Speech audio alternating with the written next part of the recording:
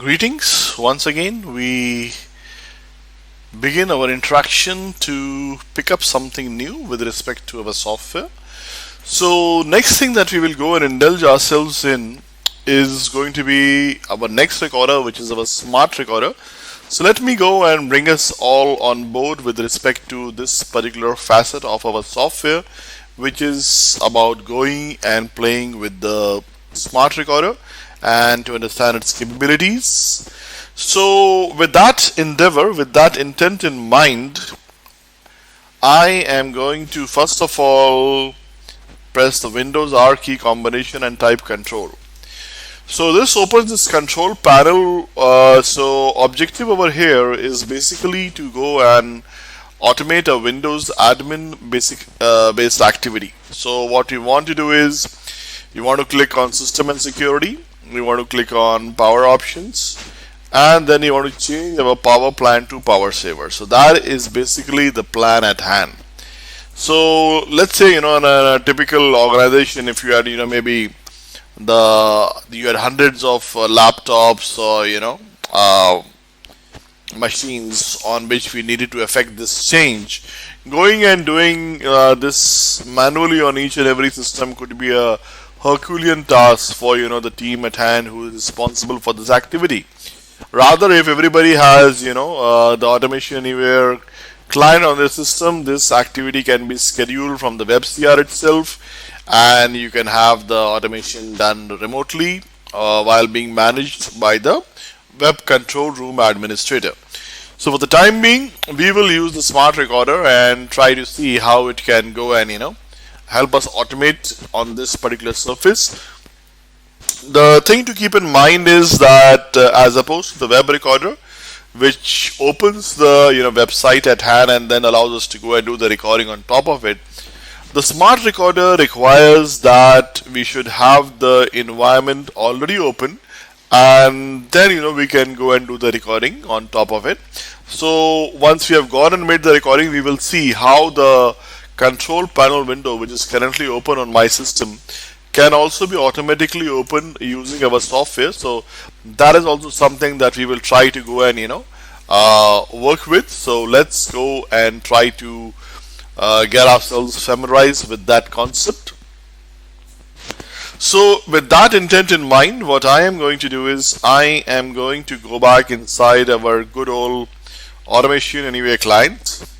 I click on new. I choose to go and use our smart recorder, as you can see, and that throws me this window on my screen where I can see it is saying select window control panel. So this is the window in which I wish to go and have that information written in.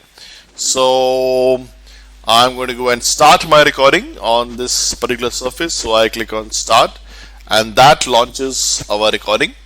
First and foremost, what we want to do is we want to go and perform a click on the system and security link over here on this open window. Then next thing what we want to do is we want to go and click on power options, which is our next link over here. So I click on power options. And last but not the least, we want to go and click on power saver because that is a change that we ultimately wanted to effect. So we click on power saver, and once that is also done, we can go and stop this recording, and we can go and give it a name as smart recorder. And this is our control panel that we were trying to go and work with. So smart recorder control panel, that is our objective at hand. So I can go and save it, and that goes and does this job. Now further, what I want to do is, as you can see, as soon as I go and do this recording, it automatically opens, and the first thing that we would notice is that while we did the recording using smart recorder, but what we are seeing over here is the object cloning command. So object cloning is, by the way, the command which runs in the background when you are doing a smart recording. So that is something which all of us probably should be aware of, because if you are required to go and do some changes in the background, one should always know what is the command which works in the background, which goes and does this job. So I'm going to open this first line. I go and click on edit, and I can see over here that the window, it is showing me the window name control panel. If I go and maximize my search criteria, I can see over here currently I'm in the object mode. It has captured properties like name, what is the type of control that it is a link kind of control, the path where this link exists on the corresponding document, corresponding environment, that also has been captured. So these are certain properties and the values which the software has been able to capture. And when it goes and plays this recording again, it will go and basically work on these lines. It will look for these properties and it will try to replicate the action that was recorded over here. It is also possible for us to go and change the values over here. So you can actually go and bring in some variables. If you wish to, you can change the values, bring in variables. The properties which have this binocular symbol next to them, like name and type and path, these are the key activities which the software has marked for this recording purposes. Other properties are the ones which, though have been recorded, are not going to be used while the software actually goes and tries to replay our recording efforts. If you want to bring in some other property also into the picture so that the software takes that particular property and its value also into account, then you can select that property by choosing this binocular over here. So that is possible. So you can uncheck any property, you can check some other property, but then it would take that new property into the consideration. And like I said, it is also possible for us to go and edit these properties and the values over here. That is possible.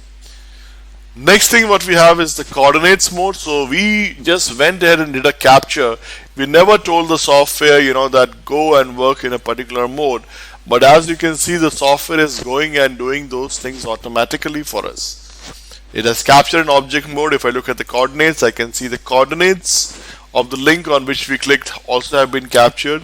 And last but not the least is image. So the image on which you want to perform the click action, that too has been captured over here. So we can see all actions across all the three modes have been captured, and that is the benefit of object cloning. Allows us to go and capture our recordings across all the three modes: object, coordinates, and image. That is the benefit, that is the advantage of this particular recorder. Works across all the three modes. So that's the first mode that we just saw. If I open the second line of our recording, we can see a similar set of actions over here also getting recorded. You can see in object mode, some properties have been earmarked for the recording effort. Coordinates also have been captured, and image too has been captured over here. Similarly, if I go on the third line, I can see again over there that again the window name has been captured. So you can see whenever we are doing a capture, our software always captures the window title. So the title of this window was Power Options. So you can see Power Options has been captured, and we can see in object mode it has gone and captured things like the name, whether it was the radio button, what was the path, all those things have been captured over here. If I go inside, click inside coordinates, I can see the coordinates too have been captured at this spot. It has captured the XY positions and titles over here. And last but not the least is image. Now the image in this particular case is absolutely not clear. Very difficult to understand and interpret, that what is the image over here. So in case for some XYZ reasons the image is not clear, then we would have to go and do a recapture of the image, which is what we will do in this current context also. So I'm going to go back and open that window in the background and make it back to balance so that the power saver radio button in its unselected form is captured. So I'm going to click on recapture image, and I can just go and capture this power saver again. And this time, as you can see, it is pretty much clear, it's visible, understandable what is happening, and that was the precise purpose why we did the image recapture over there, and we can then go and save it. So that basically goes and does the select operation also as we had planned. Next thing what we would like to go and do now is we also want to facilitate the opening of this control panel window on its own. We don't want every time we should have to go and do that manually. That kind of beats the purpose of automation. So to do that, we will drag open program file command, make it the first line over here.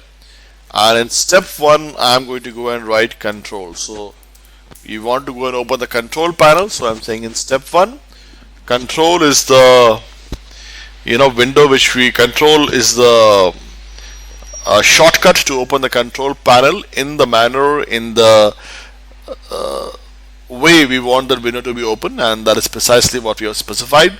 So open program file command basically is able to emulate whatever you do inside the start run window. So if I say start run type notepad, it opens the notepad window.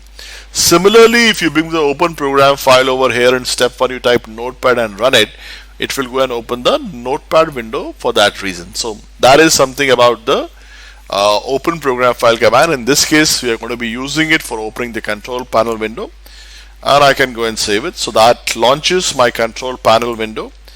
And just to be on the safe side, what we will do is we'll put a very teeny meeny delay over here so that we can first see the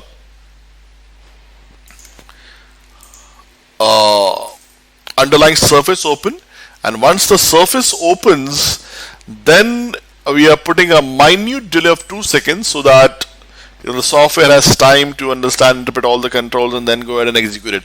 This is not a mandate. This is just to be on the safe side. Even if you don't do this, chances are it will still go and work very smoothly. But this is just to be on the safe side, like I said. So once it works, you can probably remove it if you feel it is slowing down your process. So I'm going to go and save this one. And I can, for the time being, I will close this control panel window because we want it should be automatically opened, and automatically the recording should proceed as per our specification. So that is the purpose of the open control command and all the subsequent commands, which should go and perform the clicks at all the right spots, leading to the objective of changing the power plant to power saver as per our requirement. So I'm going to go and run this one, and there we go.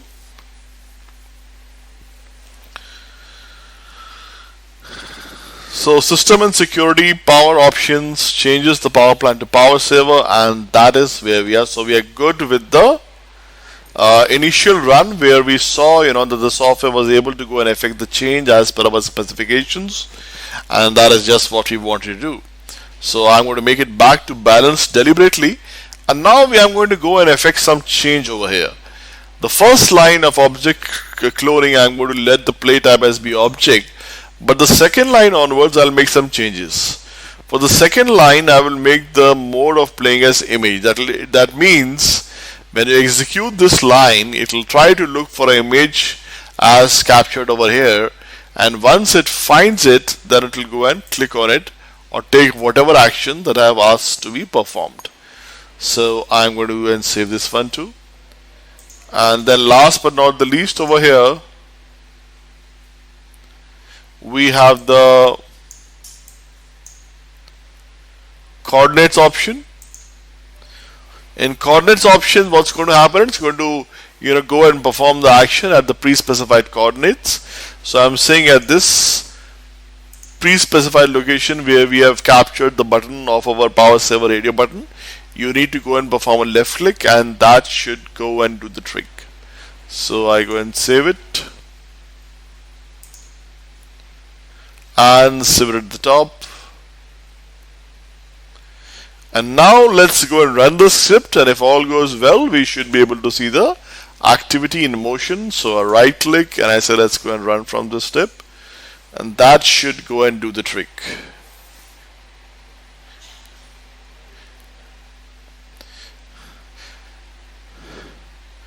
So you can see once again we were able to successfully go and effect this change, but this time, as you saw, all 3 lines were running across 3 different modes: object mode, image mode, and coordinates mode. That was the benefit of the smart recorder allows us to work across all the three modes. So the point to remember over here is that if you are doing a smart recording, you are in no way bound to work in one particular mode only. We saw in the first page of our Surface, we were doing an object mode. In the second page, second click, we were doing an image mode, and last page we did a coordinates mode. So even within a same page, let's say I wanted to, for the sake of discussion, click on this and this, maybe these were two controls which I wanted to click in the same page, they both can be in different modes. So there is no restriction, there is no boundation that if you are working in a particular mode on a particular page or on a particular surface, then you have to continue using that mode across the other pages or other controls within that page. It is totally flexible. So that is the benefit of the smart recorder, which we just came to understand. So that is something quick about the smart recorder which I just wanted to discuss with everybody. So that's one demonstration that we did using our smart recorder. So I'm going to go and close this one. For the next demonstration, which we will again do using smart recorder, what I will do is we will go and let me go inside my C drive, and let's go inside of a folder that we had, and we have a file over here which I will tweak maybe a little with everybody's permission. I'll just explain what I'm doing, and then we can all go and do this, understand this as I'm going about doing this one. So this is basically some data which I want needs to be entered inside a Windows application that we have, which we'll be using for the next demonstration involving smart recorder. So the application is basically goes by the name of Inflow Inventory. So I can just go over here and let me just go and open that application real quick. So this is Inflow Inventory application. It, as the name itself indicates, it's basically meant for inventory control management. So it's a free third-party application that we are going to be using in this demo that we are about to indulge in. So this is our Inflow Inventory application. So once you can see, this screen will open, and inside this screen I'm going to go and click on Inventory. And within this, once I've clicked on this, it will go and take me to this screen where I need to go and enter some data. So I need to enter some details like item name, item type I can choose over here, then category I can choose over here, then I can give my pricing and cost over here. So these are a couple of things that need to be done over here. Further, all the value that I'm going and putting in, I will be going and the item code cannot be duplicated. That's the key point over here which we need to keep in mind. So the item code cannot be duplicated. Other values can be duplicated, it's not an issue, but item code specifically speaking cannot be duplicated. So let me go and do a quick recording over here using our smart recorder. So I am going to go and position ourselves on this particular window, and I can probably close this one. So I'll keep this one open, and then we will see how we can launch it to make it come to this window also going forward. So we go, and I am again going and starting my Inflow Inventory application, and has been opened. Actually, Inflow Inventory is open, and we will start a new smart recording to be able to go and work on this one. So let's go start playing with it. So I click on new, I choose smart recorder, so that launches my smart recorder over here, new smart recorder. Inflow Inventory is the application you want to work with, so we are going to go and start that one, and then I am going to click on Inventory so that it goes and takes us into this particular window where we need to go and do the job at hand. And once I'm in over here, I'm going to go and click on new, so that a new products entry can be commenced. Initially, we will hard code the value, and then we will see how we can take values from that text file in perspective and keep automatically writing them over here. So for the moment, some dummy values I'm putting in. So I can say demo 1, 2, 3 and take this drop down and choose service, and again take this drop down and choose default to, and then click on normal price over here, give it a name as maybe 80, then click on cost over here, give it a name as 90, and once I've done all that, I can go and click on save.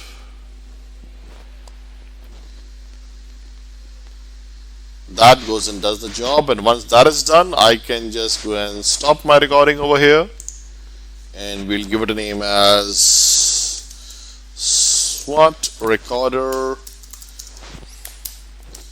inflow inventory, and we are going to go and save it.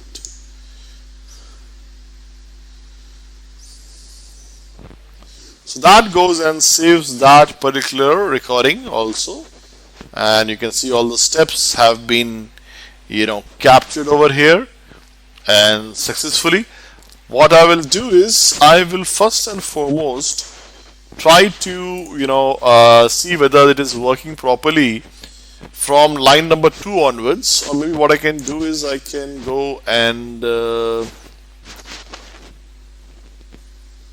bring the screen up, and I can close the products window. I can do that also, and we are here. So from this is the place where our recording started from. So a quick trial run before I start integrating this with our text file, which contains the key values which we need to enter over here. And let me just go and bring that up real quick. So this is the file from which we want to keep reading the information and keep populating the data inside this. But first, a quick trial run whether the path that we have done so far is working as per norms or not. So I'm going to make it demo 1 to 9. I'm going to just change this a wee bit, as I would say, because you can see that the item code is what we are capturing over here, and that has to be unique. It cannot be duplicate. If I open over here, I can see again it has captured some properties of my controls, and it has captured in coordinates mode also, and the image also of the text box has been captured. So I'm going to go and save it from this spot and save it from the beginning, and let's go and run it again. This time we will just go and run the recording that we just made and see if it works as per norms, and if it does, then we can take it ahead. So I am going to do a right click on this first line, or maybe I can just go and start running from the top. So let me just go and run it. So that starts our flow.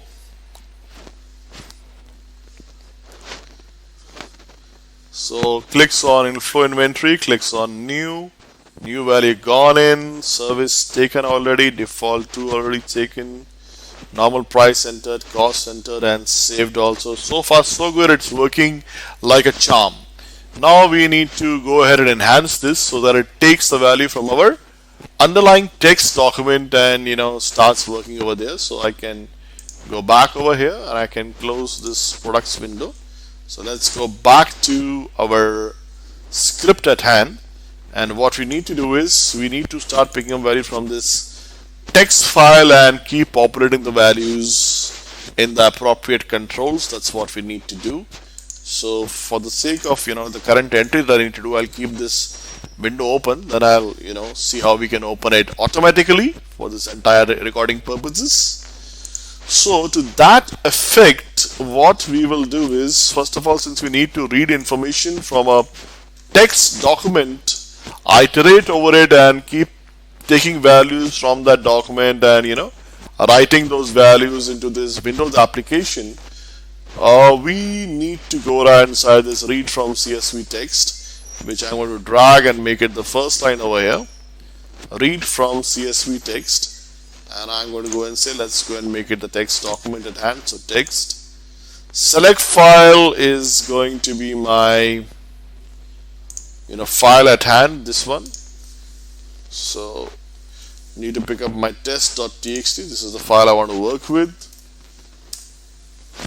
So test.txt is the file we want to work with. Now in this particular file, the delimiter is comma. So delimiter we specify is comma. If there are any leading trailing spaces, we chop them off, and we are good to read information from this text document. So I'm going to go and save it. So the first line of our code basically calls for opening this dialog. So the first line we can let it be. The other lines, where we are clicking inside and repeatedly writing in values, those we will keep between this open loop and loop statement, so that once this window opens, then it should repeatedly keep taking values from my text file and keep writing them over here. So that's our objective.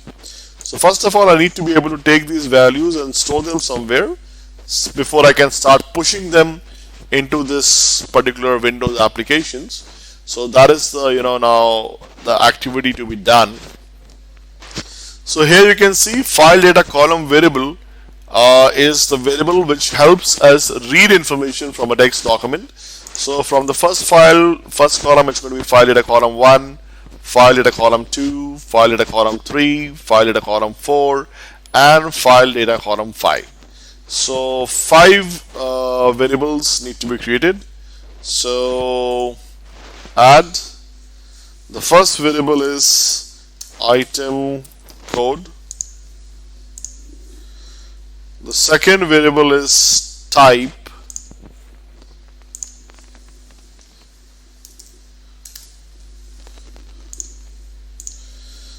The next variable is category. So create a next variable called category. Then you have price and cost, 2 more variables coming in.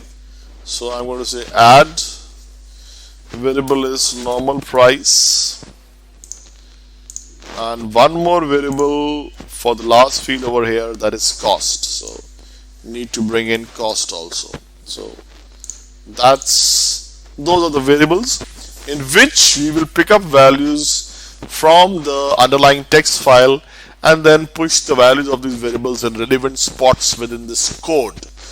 So to take value from one variable into another, the command that we will use is variable operation.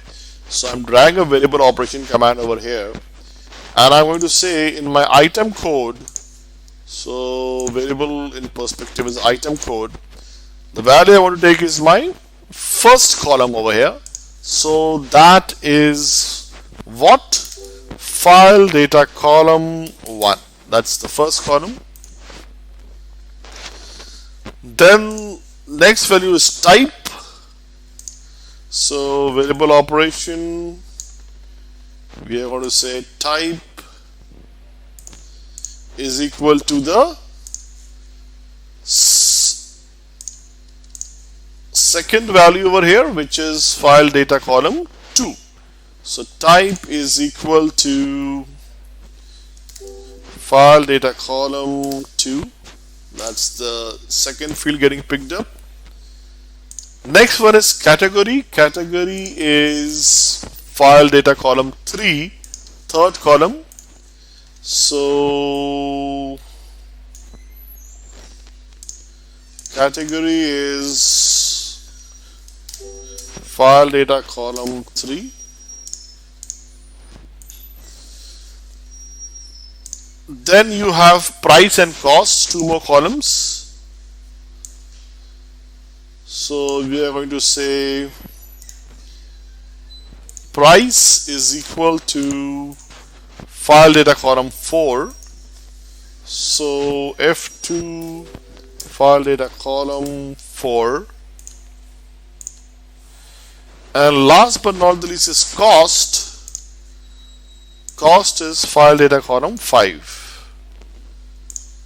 Cost is F2 file data column 5. So those are the values getting picked up from our text file and getting taken into the variables. So far, so good.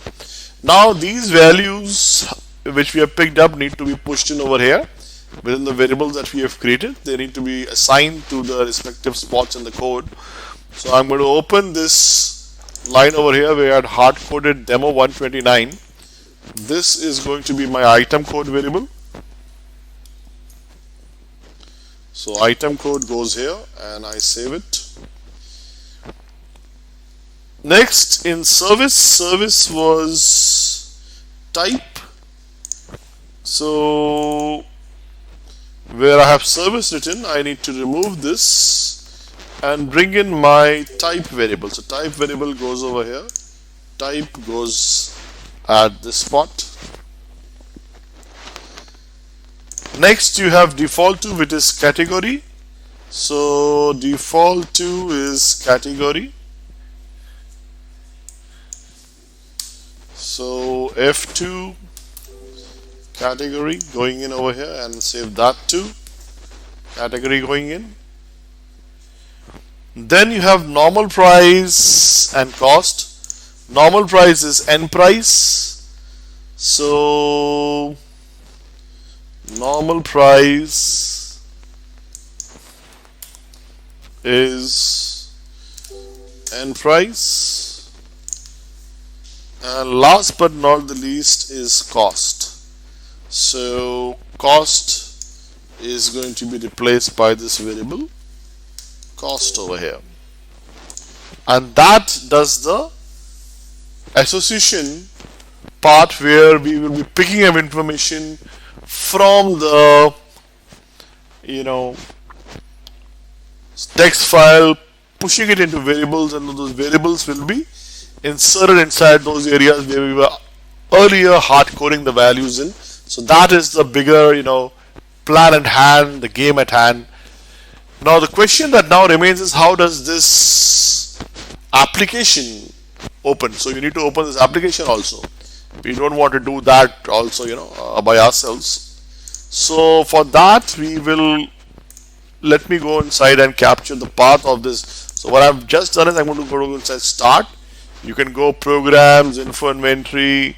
You can go into the properties section and see what is the target file which is opening, and that we can launch, that we can open using open program file. So I'm going to take open program file and we are going to go and keep it over there.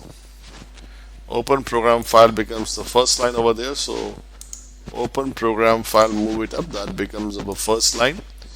So once this application opens, next thing what we want to do is we want to assume that this application has opened, and then only we want to go ahead. So what we will do is I'll deliberately open this application a moment, and then we will see what is the next action that I would bring in. Earlier you can see if you want an application is taking some time and you want to give it some time to open, we could have done it using our delay command. But the problem with delay is it will keep waiting for the time period even if that application or web page opens before time. A good substitute instead of that is this wait for window command. The wait for window command, as soon as the window opens, it will allow us to go ahead. So I'm saying wait for window, wait for window to open. Which window we're talking about? We are talking about the info inventory window, and we will give it, let's give it 20-25 seconds to open.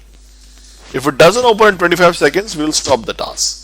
So the merit of this command over delay actually, by the way, is here, right over here, that even if this window opens before that time period, let's say it opened in 20 seconds or 18 seconds, so it won't make you wait for 25 seconds and then only go ahead, which is what delay does.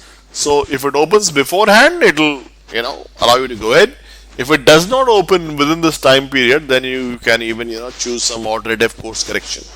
So once we have done all these settings, I can just go and save it. So that becomes my second line. And now I can close this application so that it automatically opens using our automation anyway commands, and that's the whole purpose of this demonstration. So I'm going to save it. A quick dry run. We are opening the application. We are checking whether it's open or not. Then we hit on the product button, which launches our product form, within which we keep taking one row at a time from the text file at hand, which is this one. We keep taking the values from this text file using its system variables into corresponding variables that we have created in our task, and then whatever data we had earlier inserted inside that or taken through the drop down, we have substituted those values which we had hard coded earlier by bringing in these variables in their stead. So that is what we are trying to do. So I'm going to go and maybe just close all these windows and check real quick, whether the data is new or not. Looks good, but I will, just for the sake of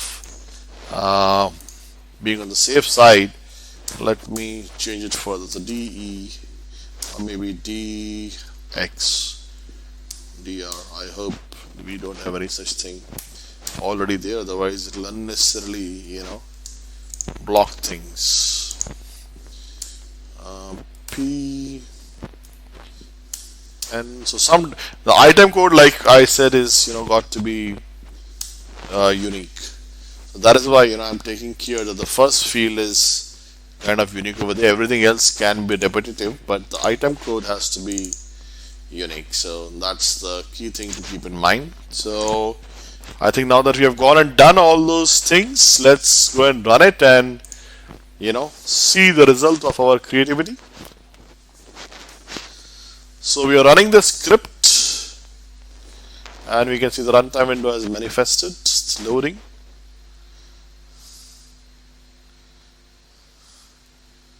Taking some time to load, and that was the whole purpose of the delay command, so that it can give it time to open. Now that it is open, it has gone and clicked, and then we should have further activities happening.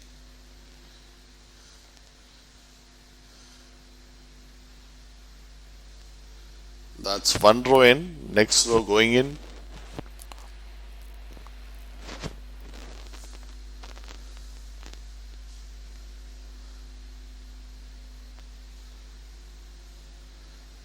And that too goes ahead. Next row also gone in, 2 values down, third going in.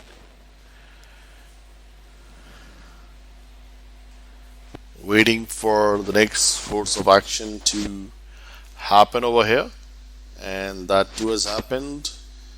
Both the drop downs successfully taken, values entered, and all 3 values have been successfully written in, and that is precisely what we wanted. So we were successful in this endeavor. So this was a simple demonstration where we saw how we can take values from a text file, populate it inside a Windows based application. We could have been reading from an Excel file for that reason, or a database for that reason, but here we were reading from a text and writing it into a Windows application. So idea was to bring us all on board with respect to our smart recorder and its capabilities, and I do hope we are all comfortable at this point. So until our next learning, thank you.